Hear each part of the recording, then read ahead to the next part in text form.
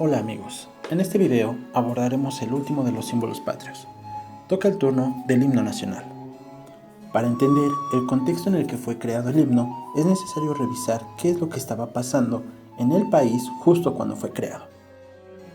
Después de la consumación de la independencia de México, el caos político, económico y social no permitió que el naciente país se recuperara de los efectos de la guerra de independencia, afectando de esta manera que por alrededor de 45 años existiera una inestabilidad gubernamental y en todos los niveles de la vida nacional, en lo cual dos fracciones políticas tuvieron mucho que ver al dividir en dos la ideología política de los primeros años del México independiente. Estos fueron los liberales y los conservadores. Demasiados conflictos externos e internos del país se debieron a que no había una idea clara al respecto del sistema político que debía regir la nación. Por un lado estaba el centralismo que apoyaba que todas las decisiones se tomaran en el centro del país y por otro lado el federalismo que apoyaba que hubiera decisiones desde los estados.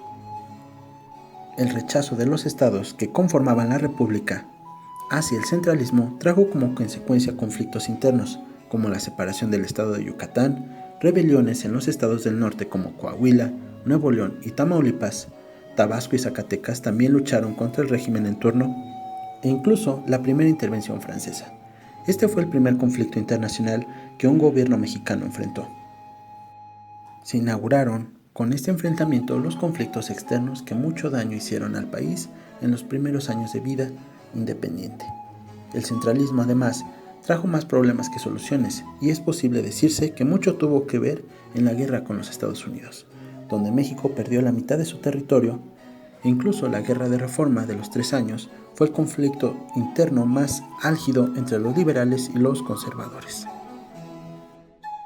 Podemos decir que la difícil situación en que México quedó después de la invasión estadounidense, que incluyó la pérdida de más de la mitad del territorio, pareció ser una razón más que poderosa para hacer un llamado a la creación de conciencia sobre la unidad nacional, por lo que entre 1849 y 1853 se registraron 4 convocatorias para elegir un himno que unificara de una vez por todas a todos los mexicanos bajo un mismo sentimiento, un canto verdaderamente patriótico. Todo esto en palabras del mismo presidente Antonio López de Santana. Sin embargo, estas convocatorias fueron atendidas en su mayor parte por músicos y poetas extranjeros y provocaban el rechazo de la mayoría de los mexicanos, pues no consideraban que una persona ajena al país pudiera escribir el himno.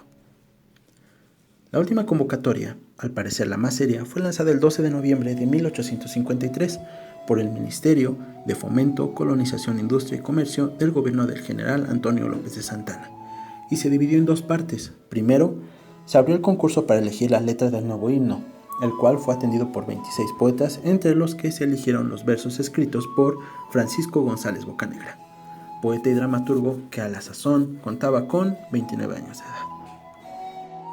Así pues, el himno nacional mexicano con música de Jaime Nuno y letra de Francisco González Bocanegra fue interpretado por primera vez en público el 15 de septiembre de 1854, en el entonces Teatro Santana, luego llamado Teatro Nacional de México, que fue demolido en 1901 para ampliar la actual avenida 5 de Mayo. Sin embargo, todo dictaba que el destino de esta composición iba a ser el mismo que el de sus predecesoras. En 1855 los liberales lograron derrocar a Santana, quien tuvo que abandonar la presidencia. El poder fue asumido por Juan Nepomuceno Álvarez y el himno nacional, que había sido creado bajo un gobierno conservador, le fueron suprimidas 2 estrofas que ensalzaban respectivamente a Iturbide y a Santana.